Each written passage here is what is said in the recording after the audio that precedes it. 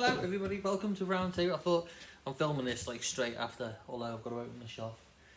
And if you watched the previous video, I hope you enjoyed it. This is round two.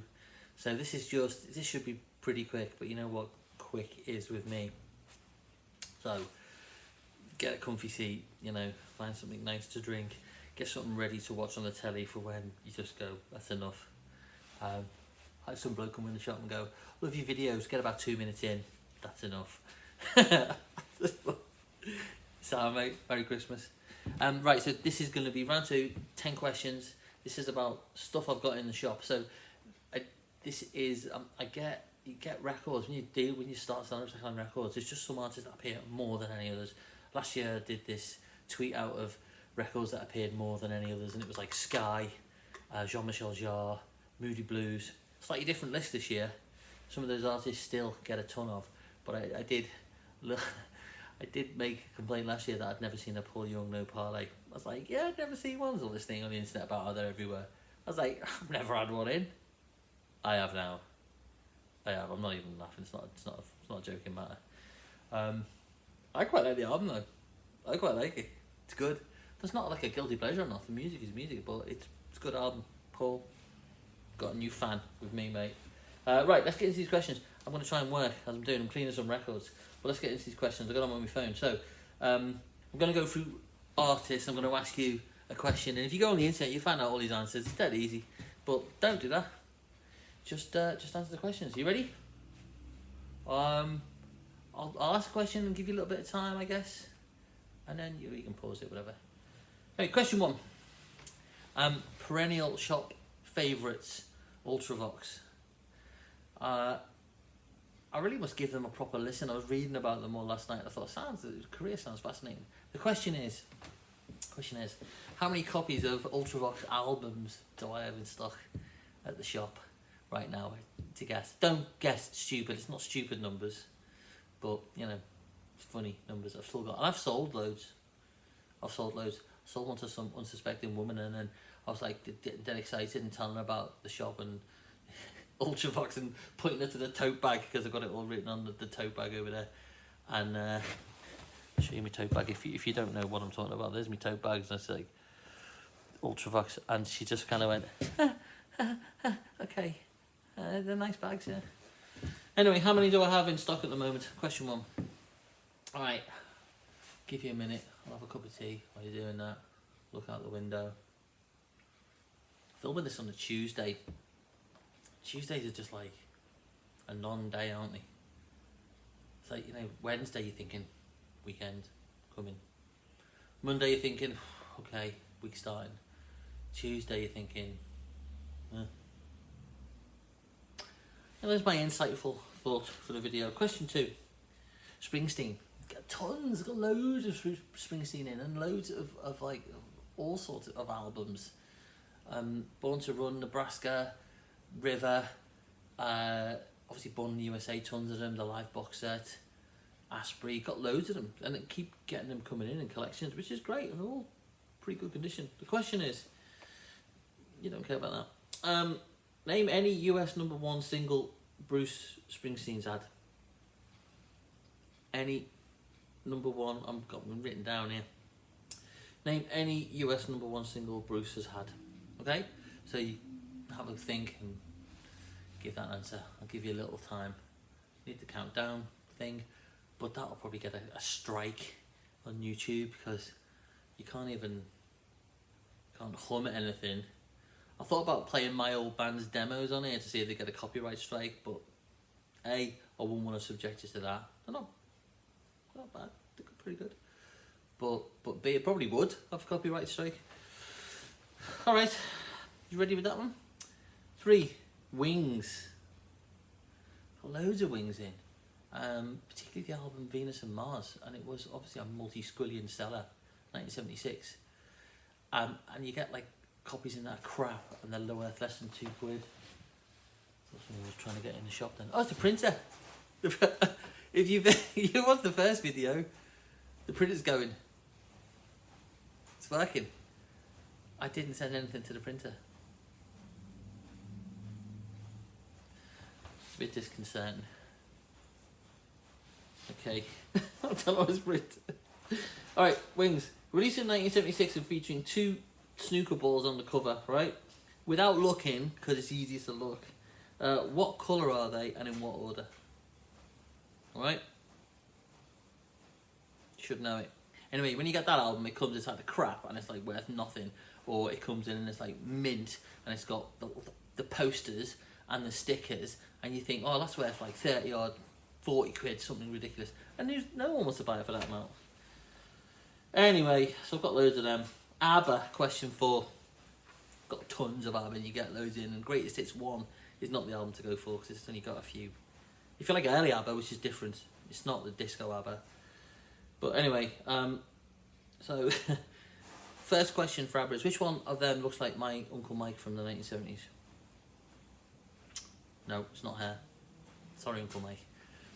If you're my Uncle Mike watching, I don't know because I saw him last night. I know my auntie watches it, so you know who he looked like in the 1970s. Everybody looked the same, but alright, no, that's not the question. Not all ABBA are Swedish. Which member is not Swedish or not born in Sweden? Alright, don't look it up. Have a guess, but there are clues. Okay? Alright, question number 5, halfway through. Sorry, I scratched my nose. Get told off. Why did you scratch your nose? I've got a runny nose, so I need to blow my nose, don't I? I think it's just part of getting old. Got tissues behind here. Right? Not an animal. I think it's just part of getting old. Got to clean this record. It's been sat here for a bit. Hang on a minute while I clean this record. What's the question? I've asked you that. Have a think about the ABBA one while I clean my record. Alright. Next question's about Dire Straits. Get ready.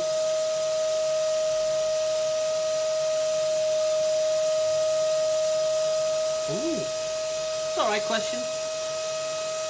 Cleaning my record. You can have a look at my record cleaning. Sorry about that. Production quality. It's pretty good, isn't it? You get a brush and you clean it with a liquid and then that's just a hoover, basically. Hoover's all the muck out. But I was cleaning a record for the jukebox and it's Ennio Morricone, you know. I won't sing it because of the copyright claim, but you know the one.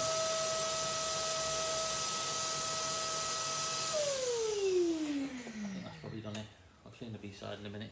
Anyway, Dire Straits. I've got loads of Dire Straits in. God, I've got tons of it in. And I don't know why Alchemy is great, and that seems to be worth a fortune at the moment. And Love Over Gold, yeah, great album. Anyway, this is about Money for Nothing. Who sang the lines on Money for Nothing? I want my MTV.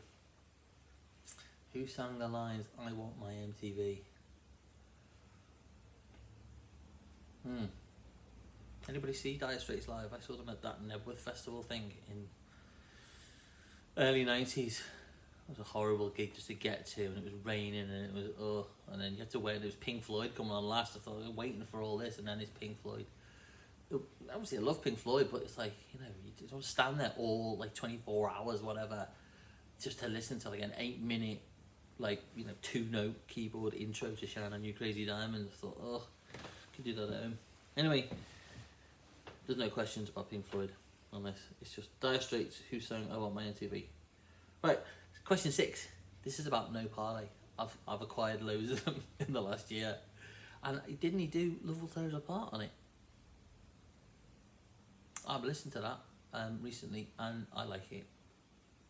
I like it better than Joy Division, I'm going to say it. I'm not really a massive Joy Division fan. I can see why it's essential and it's really immense music, but I don't jump in and go, I want to play Joy Division into work, you know, every now and again. But then when I do play it, I'll play cover versions. I'll play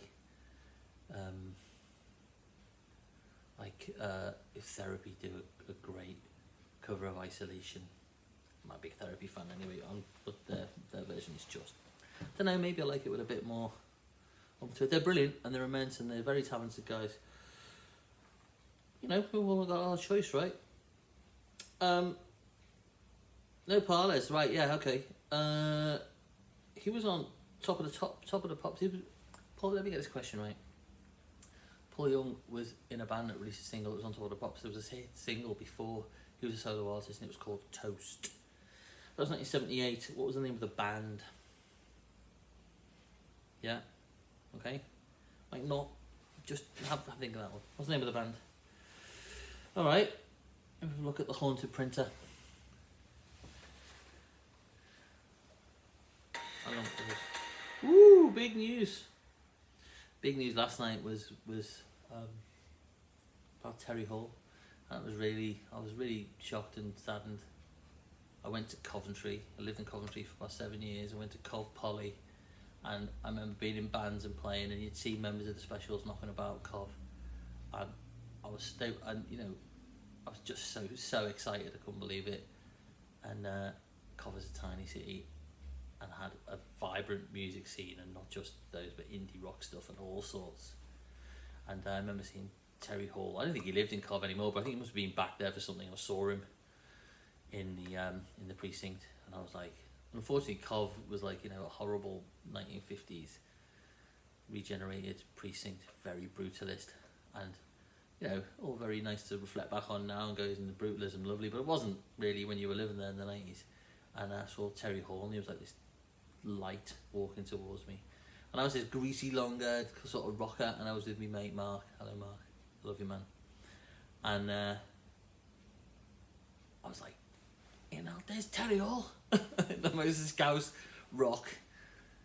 I don't know if he heard me. We were close enough. I hope he did, and I hope he just thought cool, because he probably wouldn't have thought we were fans of the Specials, but we massively were. And then Roddy came to was at a gig that we were playing. He walked out, I think. Anyway, there we go. Right, question number 7. Did you didn't expect I was just going to give you the questions, did you? Obviously I'm going to talk rubbish. Question number 7. Joni Mitchell, got loads of Joni Mitchell's albums in. Admittedly I went out and bought a few of them because my wife's a massive Joni Mitchell fan, and she was like, you got to listen to more than just Big Yellow Taxi, because I was just, ignorantly just listening to that. So she introduced me to Hissing of Summer Lawns and Court and Spark, and I know, and Blue obviously is immense, but particularly those 2 albums, I thought, wow, they're really good. So what is Joni's real name is the question. What is Joni's real name? Immense artist, isn't she? What is Joni's real name? Alright, so I'll try and speed this up a little bit, because I'll not want to go to the toilet. Now albums, got tons of them in. First album I ever bought, Now 4, loved it. Not ashamed to say that, absolutely brilliant. And I bought Give My Regards to Broad Street as the 2nd album, love that. Underrated. Macca should have played like the whole of that album at Glasgow. You should have come on and done Give My Regards to Broad Street like a concept piece. And although I wasn't at Glasgow, I'd have been shouting, I'd have been a very happy customer at home, singing all the words. Well done, Macca. My proper introduction to going and buying an album by an artist, and everything that was available, even all the other Macca stuff, and I went, I want that one. It's brilliant, loved it. Now albums. Question is, okay, this is quite hard. I think there's 3 questions in this. What were the first Now albums to be, Now volumes, like number blah blah blah, to be released on CD? Okay, to be released on mini disc. That's hard. I think mini disc ran for like 2 years, but they did release them, and on download. So think about those years, and award points accordingly within whatever couple of years, whatever. You do the points yourself within your family if you're still watching this, because I doubt anybody will. So what year were they released on CD, mini disc, and download? And I'll give you a clue. It's 80s, 90s, zeros. Yeah, does that help? Okay. All right, we're nearly there. 2 more questions. Michael Jackson. I better read the question so I don't blurt it out. Okay, you got loads of Jacko in. I've got loads of copies of Thriller, and I was going to put Beat It in the jukebox. I think I've put it in there. I just really love it. That super high produced kind of drum sound. It's real drums. I really like that highly kind of boxed, compressed, is it? Drum sound. punchy, love it. Real drums, and then is BC got the one with the Van Halen guitar solo on it? I run a record shop, what do I know? Anyway, Thriller, 1983. In minutes and seconds, how long is the full-length Thriller video? Remember it on Channel 4? Obviously, if you're not that old, you won't remember, but Channel 4 was a big thing and it came on. But how long in minutes and seconds? Put yourself a point, 30 seconds either side, something like that. All this is easily available on that there internet, but don't do that, don't spoil it. Don't spoil it, get some more eggnog, sit down, shout at the relatives, you know what I mean? Shout yourself, shout at the devil, shout at the moon, what is it, whatever. Anyway, we're nearly there, and then I better open the shop up, because no one's banging at the door, so I've got to go and post the record, and then go to the Own Bargains, get some Toblerones. Not presents, just for me, just like Toblerones. Alright, Rod. I was going to put another artist down, and Liv, who works in the shop on a Saturday, said, no, Rod Stewart, we've got like billions of them. And she's right, we've got a lot of Rod Stewart. And also, not just his greatest hits, but all sorts of albums, some of his early stuff. Not Gasoline Alley, but Raincoat, Never a Dull Moment, all that stuff we've got in. So if you want your Rod, come and get it. This is easy, this one. I have to be careful how I phrase the question. What is Rod famous for having locked up in his attic? I mean, having in his attic. He's quite famous for having something in his attic. Yeah, that's it. Okay, so 10 questions there. That's round 2. I managed to stretch this out to 16 minutes because, you know, my video. Turn it off. That's round 2. Round 3 is going to come up, and then you think I'm self-indulgent with this stuff. Wait till you see round 3. All right, I haven't done that yet. I'll probably do that next couple of days. All right, so I hope you're all having a lovely Christmas. I'll try and get these uploaded on Christmas Day because there's been nothing better to do. Well, hope you're having a nice time. Get ready for round 3. Bye.